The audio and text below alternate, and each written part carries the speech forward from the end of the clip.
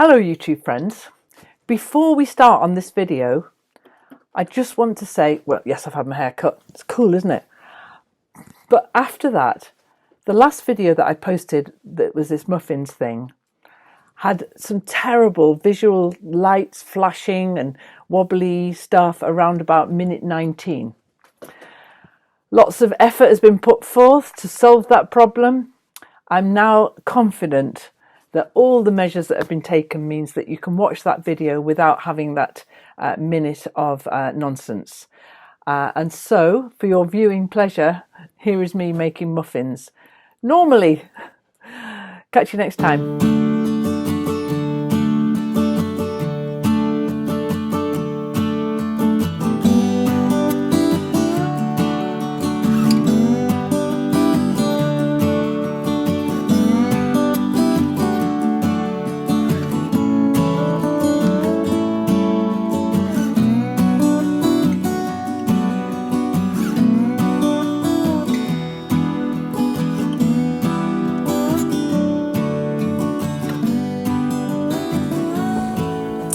Hello YouTube friends, I'm going to make some muffins. I'm going for lunch today with my daughter and her partner, and I'm taking some muffins. Usually I would take produce from the garden because there is plenty, but I just went out to pick them some courgettes, and that is the sum total of the courgette crop. So I thought they're slowing off now. It's the middle of September and we're coming towards the end of the courgette season. As soon as there's a frost or a really cold night, the courgettes will die right back. You guys in other countries sometimes you know them as zucchinis, but I've known these as courgettes all my life, so that's what I'm going to call them. So I'm going to make, I've got a recipe here, courgette chocolate chip muffins.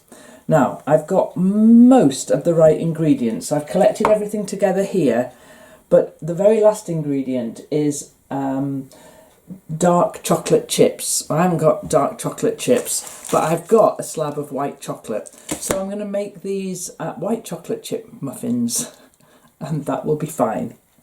So yeah, I'm going to see Martha and Adam today, and we'll get on with this cooking, and I'll tell you how they're doing.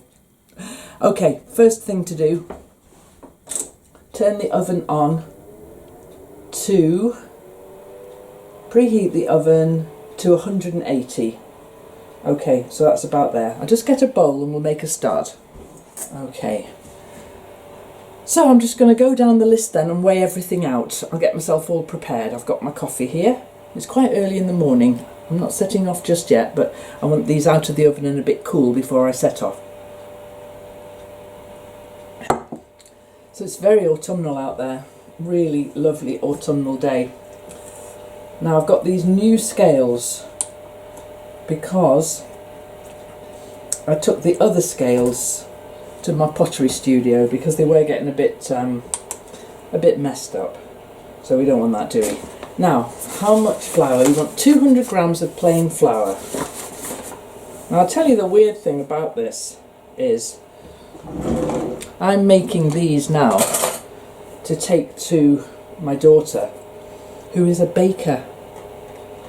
We have an expression in Newcastle that's called taking coals to Newcastle, because years ago, 200 years ago, Newcastle was very famous for being the port where all the shipping, the coals that were mined locally were all shipped out to various places, and so the last thing Newcastle needed was coal. The last thing Martha needs is baked goods. However, I am her mother. I baked for her all her childhood, so I'm going to bake this time as well. So that now, just let me just double check that it's wet ingredients in one bowl, dry in another, mix them all together, because I'm fairly sure it will be. Yeah, combine the flour, sugar, bicarb, cinnamon in a large bowl. Okay. So 150 grams of caster sugar. Caster sugar doesn't cause us a problem, does it? 0. Okay, 150 grams of caster sugar. It's just finer than granulated. Do you call it cake sugar in America and other places? 150 grams of caster sugar. Well, I've called it caster sugar all my life as well, so that's what we're going to call it. And I guess this is where we have a bit of a discussion about cups again, because I'm using grams because they are so incredibly accurate. I think with cup measurements, I could have put that sugar in a cup and it could have been, you know, like up to the top or a quarter of an inch below the bottom, or it could have been packed in tight or not. 150 grams of caster sugar, I'm completely and utterly correct. So I'm a bit of a grams fan. 1 teaspoon, having said that, we're on to teaspoons now. 1 teaspoon of bicarbonate of soda.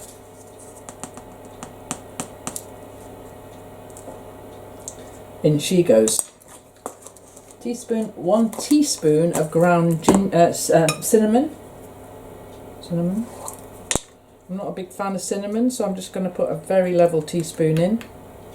I don't dislike it, but I don't like it when it dominates the taste. Pinch of salt.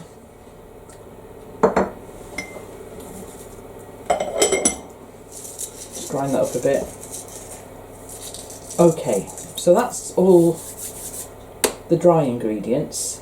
Combine the flour, sugar, bicarb, cinnamon and salt in a large bowl. Okay, so the next bowl we need, zero that one, is 1 egg,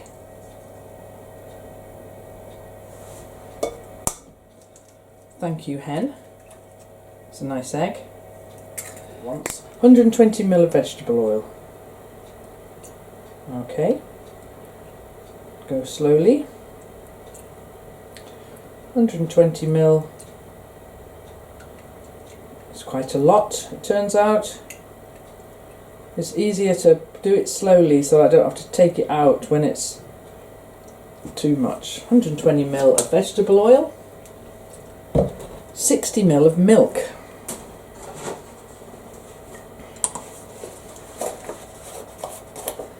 ml of milk, same again, be very careful not to overdo it. 60 ml of milk, oh nearly there, 59, that'll do, of milk. Let's get a fork for that. Lemon juice and vanilla extract. Put the vanilla extract in. How much of that do you want? Teaspoon of vanilla extract. I've usually got lemons, but I keep this in the fridge for recipes like this one when we need 1 tablespoon of lemon juice. So we'll get that in there. It's going to make the milk go weird, isn't it?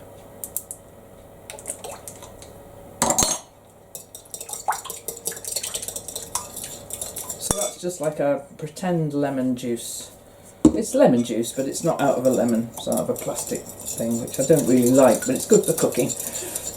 Okay, and right, now, before I stir that into there, which is what they want me to do next, I'm going to grate the courgettes. Okay, so we're going to zero that, and we'll take the little funky end off there. And the courgettes we need is 125 grams, which is, if I take the end of generously off there, that is 128, so I've got those two I don't need. Okay, never mind. So we just need the grater now.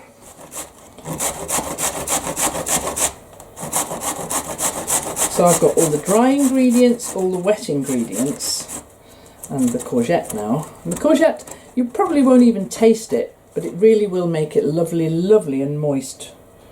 A really nice moist muffin. Okay, so that's that grated there now. Now, chocolate. I'm supposed to do so many chocolate chips, 85 grams. And that's 74 grams. That's 90 grams, that'll do. Okay, new board. Get rid of that. Get a different board out. Okay, I'm going to chop up the chocolate now.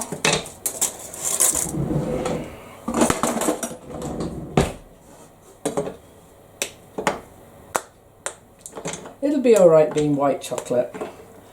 It's not ideal, but I didn't have any dark chocolate, which is unusual for me. I've usually got a bit of chocolate kicking around the place.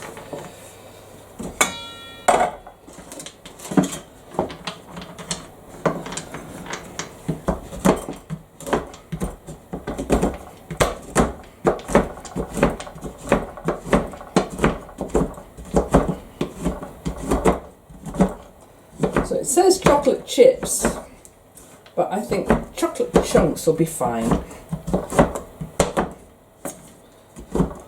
It's nice to get a big chunk of chocolate, isn't it?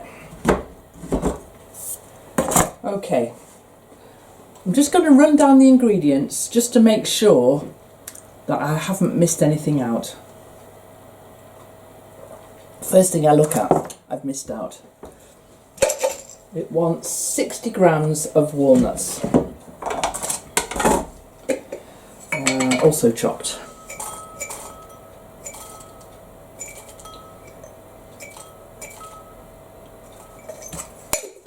Okay, chop those. Move you guys up there. And we'll do the same with the walnuts. We'll just roughly clank through them so that you get a bit of walnut as well. Okay, so that was worth running through the ingredients, wasn't it? Let's do that again. I was doing it from the bottom, so I missed the walnuts. Walnuts, chocolate, courgette, vanilla, lemon, milk, oil, egg, salt, cinnamon, bicarb, sugar, flour. Boom. Okay then, so we just need to combine all of these together. But because once they're combined, they should go straight in the oven, I'll put the muffin cases in the muffin tin.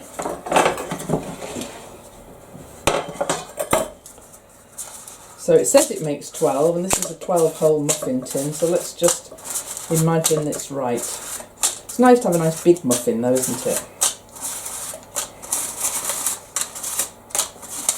There we go. Good.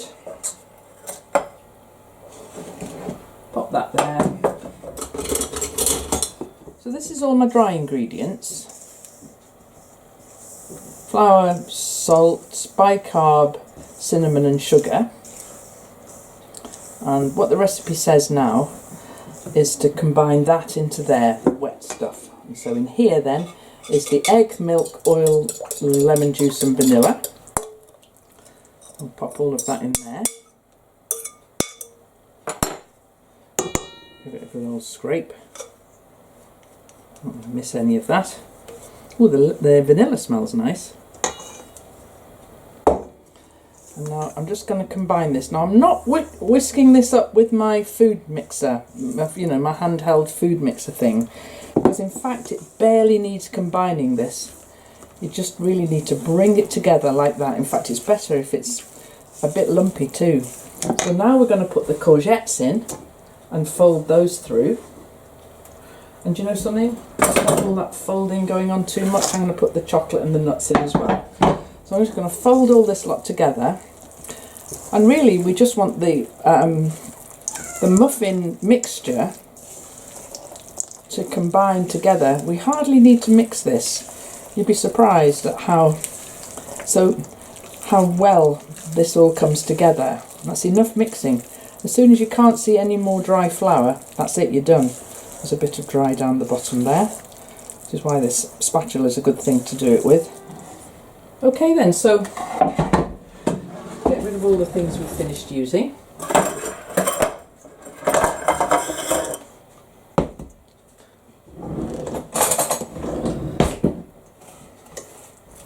And now I'm just going to angle you down a bit, and I'm going to fill these muffin cases up with this chunky mixture.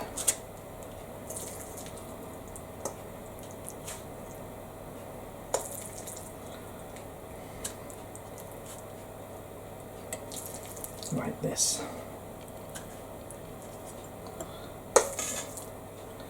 And just make sure that they're filled about 3/4 full.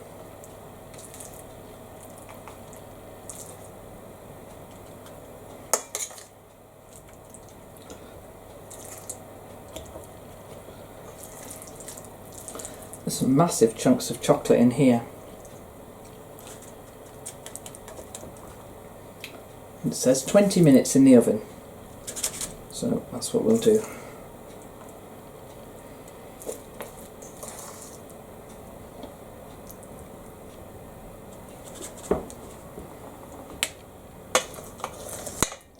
Don't worry about being a bit messy. Who's in charge here? You are. Be messy if you like. Tidiness is vastly overrated, in my opinion.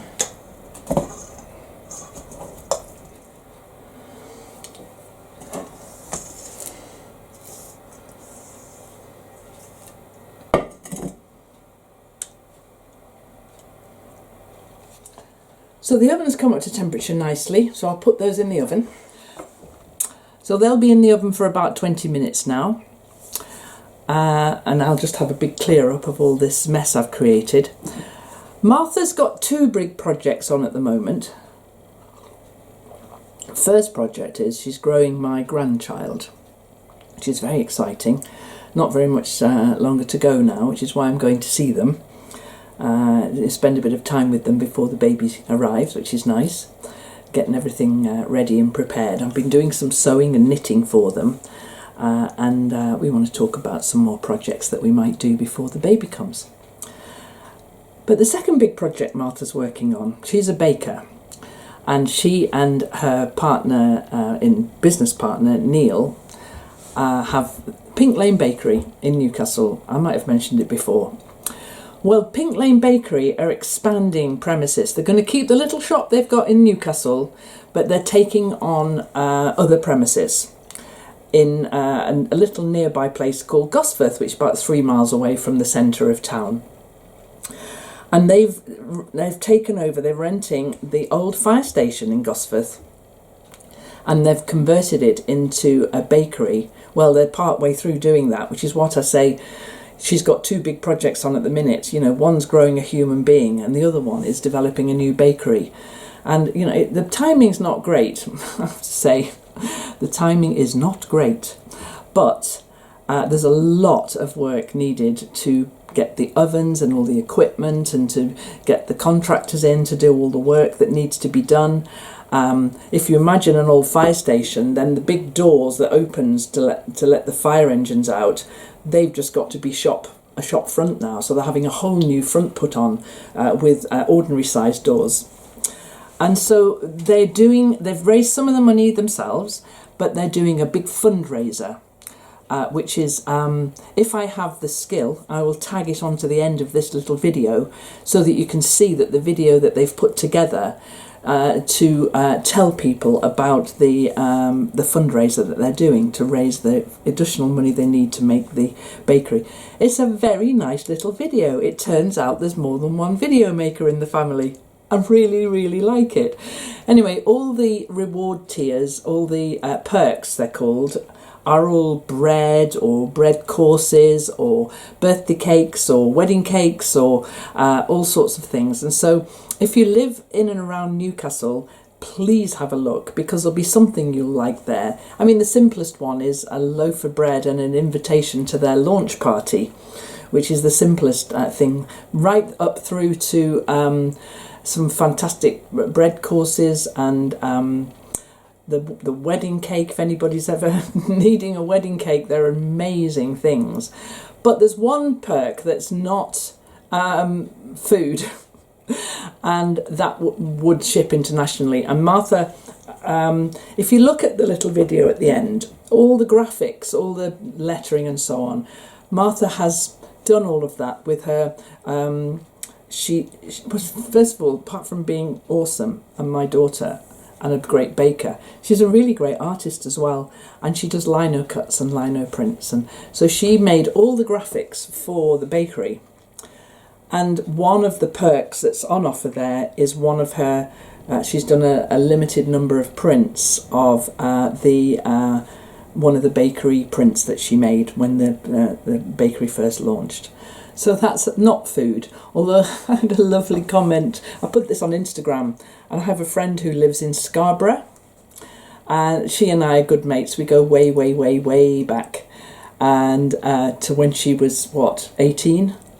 And I was quite a bit older. We did our training together.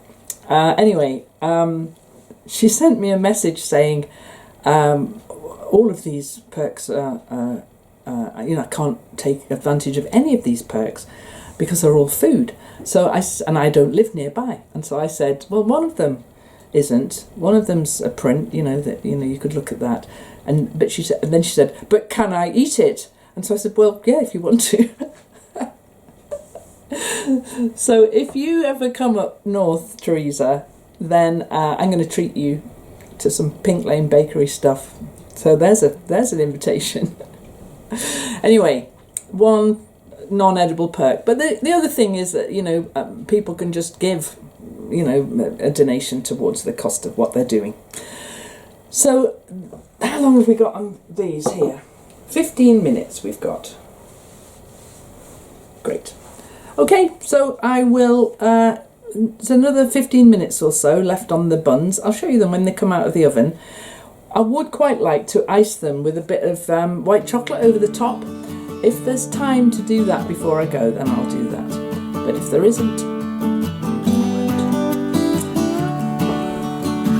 won't. See you at the end of this little baking process.